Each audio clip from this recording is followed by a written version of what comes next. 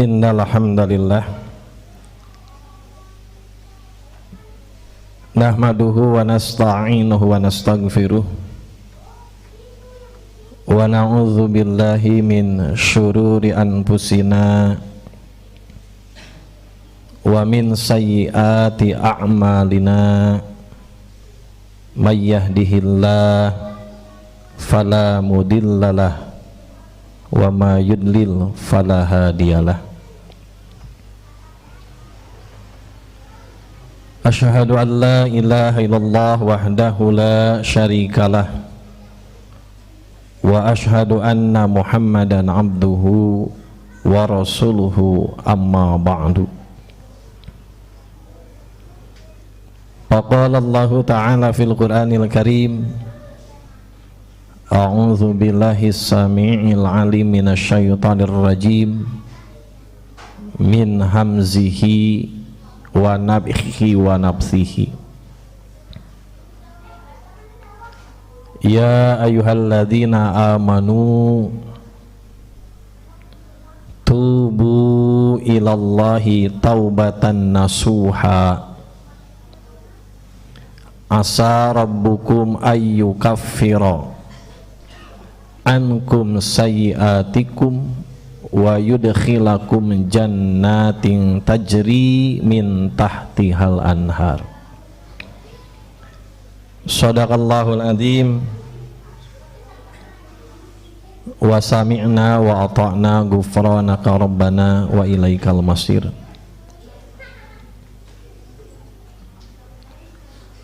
Hadirin ahli ibadah, ahli Jumu'ah undangan Allah Subhanahu wa ta'ala. Rasulullah sallallahu alaihi wasallam memberikan informasi kepada kita dan memberikan klaiman kepada kita dengan sabdanya yang ditulis oleh Imam Ahmad dari sahabat Abu Sa'id Al-Khudri. Kata Rasul, la yadkhulul jannata, tidak akan masuk ke surga. Kalau tidak akan masuk ke surga berarti dia jelas masuk ke neraka. Artinya Nabi mengatakan la yadkhulul jannata, tidak akan masuk ke surga, berarti dia jelas akan masuk ke neraka. Siapa, kata Rasul, yang tidak akan masuk ke surga dan yang akan menjadi penghuni neraka itu? Kata Nabi, sahibu khamsin, ada 5 golongan yang akan menjadi penghuni neraka itu.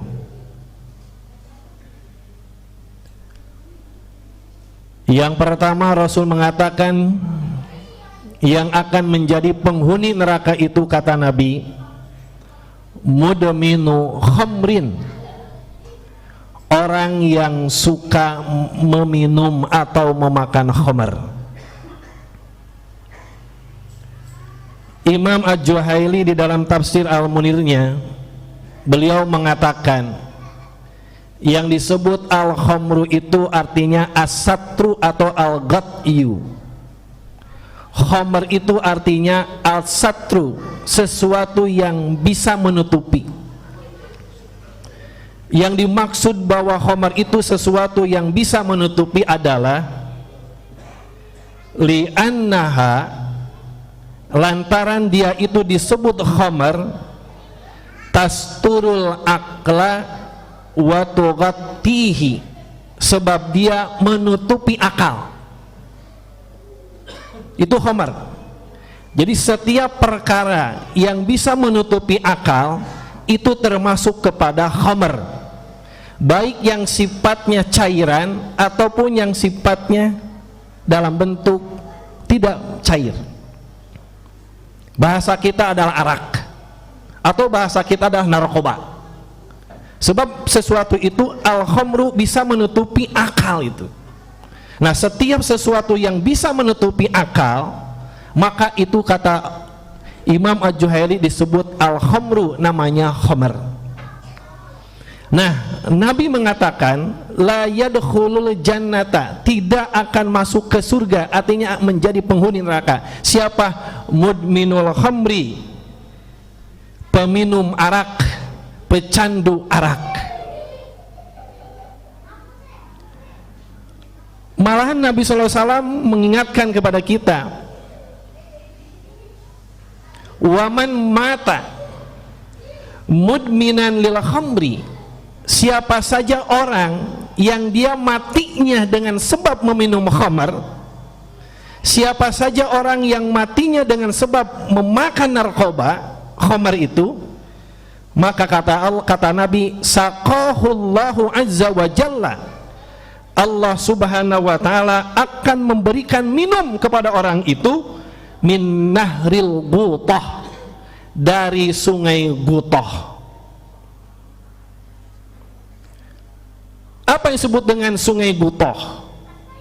Rasul ditanya, qila waman nahrul Gutah, wahai Rasul, waman nahrul Gutah, apa yang disebut dengan sungai Gutah itu?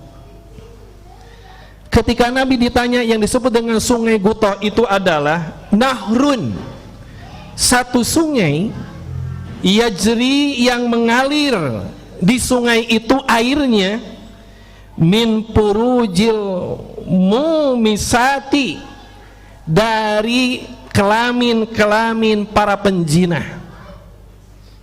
Itu disebut sungai Gutah, itu adalah sungai yang cairannya, yang mengalirnya, airnya itu adalah air-air yang keluar dari kelamin-kelamin para penzina. Yu'di ahlan nar, sampai air itu memberikan rasa yang tidak enak kepada penghuni neraka itu, rihu purujihim, dengan sebab baunya itu. Nah, orang yang meminum khamar, orang yang memakan narkoba itu bagiannya adalah, kata Nabi, dia akan masuk ke dalam neraka, kemudian dia akan diberi minum oleh Allah subhanahu wa ta'ala min naril Gutah, dari sungai Gutah, cairan, ya, air yang keluar dari kelamin-kelamin para penjina, yang baunya sangat menyengat dan baunya tidak enak. Yang kedua, Nabi pun mengatakan, dari 5 penghuni neraka itu adalah wala mu'minun bisihrin, orang yang mempercayai terhadap sihir. Jelas bahwa sihir itu bagian-bagian yang diharamkan. Malahan Imam Ad-Dahabi beliau mengatakan bahwa sihir itu bagian termasuk kepada kategori dosa yang besar. Kenapa bahwa sihir itu termasuk bagian dosa yang besar? Sebab sihir itu tiada lain, itu bagian-bagian daripada khutuwati syaitan, dorongan-dorongan setan ada di situ. Seperti diungkap di dalam surat kedua, surat Al-Baqarah ayat 102. Allah berfirman, wattaba'u ma tatlus syayatinu ala mulki Sulaiman. Wattaba'u, dan mereka mengikuti, ma tatlus syayatin, apa saja yang dibacakan oleh setan-setan, ala mulki Sulaiman, pada masa kerajaan Nabi Sulaiman. Wa ma kafara Sulaiman, Nabi Sulaiman tidak kufur, walakin nasyayatin, tapi setan-setanlah, kafaru, yang mereka kufur, yu'allimunan nasa, yang setan itu mengajarkan dengan kekufurannya itu kepada manusia, as-sihra, sihir. Maka sihir itu tiada lain adalah bagian daripada khutuwati syaitan, dorongan-dorongan, bisikan-bisikan setan. Maka wajar kalau sihir itu termasuk kepada dosa besar. Dan ini kata Nabi, orang yang mempercayai, meyakini, malah dia berkelit dengan sihir itu terjamin dia tidak akan masuk surga dan dia akan jelas sebagai penghuni neraka. Kemudian yang ketiga, Nabi mengatakan di antara 5 golongan yang ketiga itu adalah wala qati'u rahimin, orang yang memutus silaturahmi. Dalam hadis yang lain, Nabi pun mengatakan, la yadkhulul jannata qati'un, tidak akan masuk ke surga. Qati'un, pemutus. Yang dimaksud adalah qati'a rahimin, pemutus silaturahmi. Kemudian yang keempat, Nabi mengatakan yang tidak akan masuk ke surga itu dan akan menjadi penghuni neraka itu adalah wala kahinun, kahin, bahasa kita adalah dukun, paranormal, itu tidak akan masuk ke surga, masuk ke neraka, kata Nabi. Dan yang terakhir, yang termasuk 5 golongan yang tidak akan masuk ke surga itu adalah wala mannanun, orang yang memberi kemudian dia mengungkit-ungkit pemberiannya. Seperti dalam Al-Quran, Allah sudah menyampaikan dan mengingatkan kepada kita, jika kita memberikan sesuatu jangan sampai diingat-ingat dan jangan sampai diungkit-ungkit, apalagi bisa menyakiti kepada orang yang diberi oleh kita. Ya ayyuhalladzina amanu, wahai orang-orang yang beriman, la tubtilu shadaqatikum, janganlah kalian membatalkan pahala-pahala sodako-sodako kalian. Janganlah kalian membatalkan, merusak pahala-pahala pemberian-pemberian kalian. Bil manni, dengan menyebut-nyebut, mengungkit-ungkit kebaikan yang pernah diberikan. Wal ada, malahan memberikan sakit kepada orang yang diberinya itu. Kata Allah seperti itu. Janganlah mengungkit-ungkit, membatalkan sodako-sodako kalian, nafkah-nafkah kalian, pemberian-pemberian kalian, bil mani, dengan mengungkit-ungkit kembali. Wal ada, malahan memberikan sakit kepada mereka. Kalladhi yunfiqu malahu ria'an nasa, seperti orang yang memberikan nafkah, sedekah, infak hartanya ria'an nas, karena ingin dilihat oleh manusia. Wala yu'minu billahi wal yaumil akhir, dan dia tidak beriman kepada Allah dan tidak beriman kepada hari akhir.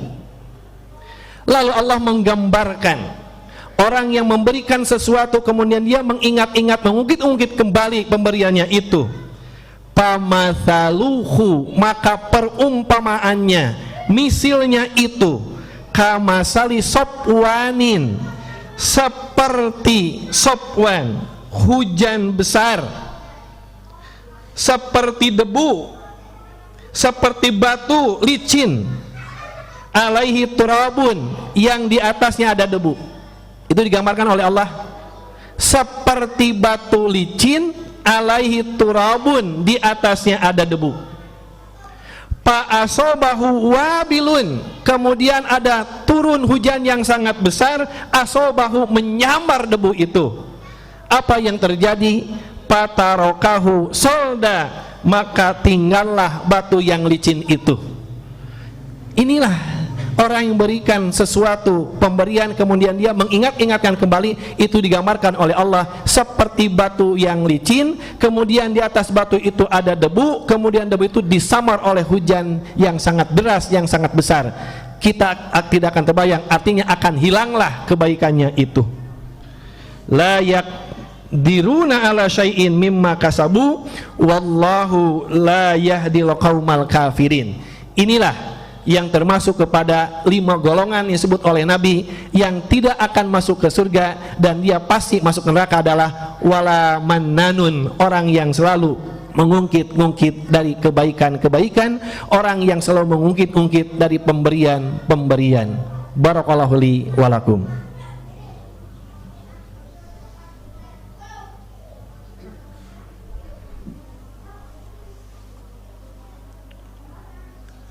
Alhamdulillah wa syukru ala ni'amillah, asyhadu an la ilaha illallah wahdahu la syarikalah, wa asyhadu anna muhammadan abduhu wa rasuluh. Hadirin ahli Jumu'ah yang dimuliakan oleh Allah Subhanahu wa taala. Maka Allah Subhanahu wa taala mengingatkan kepada kita dengan satu kesadaran yang sangat tinggi yang harus dicerminkan oleh kita. Ya ayyuhalladzina amanu, wahai orang-orang yang beriman, tubu ilallahi, bertaubatlah kepada Allah, taubatan nasuha, dengan semurni-murni taubatnya. Jika kita punya kesalahan yang disampaikan 5 perkara oleh Nabi itu dan kita ada berada di situ, maka masih ada kesempatan kita menyadarkan diri kita dan kita minta ampun kepada Allah Subhanahu wa taala. Tubu ilallahi taubatan nasuha, bertaubatlah kepada Allah dengan semurni-murni taubat. Insyaallah asa rabbukum, mudah-mudahan Tuhan kalian Allah Subhanahu wa taala an yukaffira ankum sayyiatikum, menghapus dari kesalahan-kesalahan kalian, wa yudkhilakum, dan memasukkan kalian jannatin tajri min tahtihal anhar, kepada surga yang di dalamnya sungai-sungai yang mengalir. Inilah harapan kita, dan mudah-mudahan kita terhindar dari 5 golongan yang tadi, dan senantiasa kita memohon perlindungan pada dan petunjuk pada Allah Subhanahu wa taala. Senantiasa kita berada di jalan yang diridhoi, di jalan yang mustaqim, di jalan yang lurus yang diridhoi oleh Allah Subhanahu wa taala. Naudzubillah jikalau kita masuk kepada 5 golongan yang tadi, tapi Allah sudah mengatakan bisa jadi mudah-mudahan Allah Subhanahu wa taala menghapus dari segala kesalahan-kesalahan kita semua. Aqulu qouli hadza wa astaghfiruha li wa lakum. Rabbana la tuzigh qulubana ba'da idh hadaitana wa hab lana min ladunka rahmah innaka antal wahhab. Rabbana hab lana min azwajina wa dzurriyyatina qurrata a'yun waj'alna lil muttaqina imama. Rabbana atina fid dunya hasanah wa fil akhirati hasanah wa qina adzabannar. Assalamualaikum warahmatullahi wabarakatuh.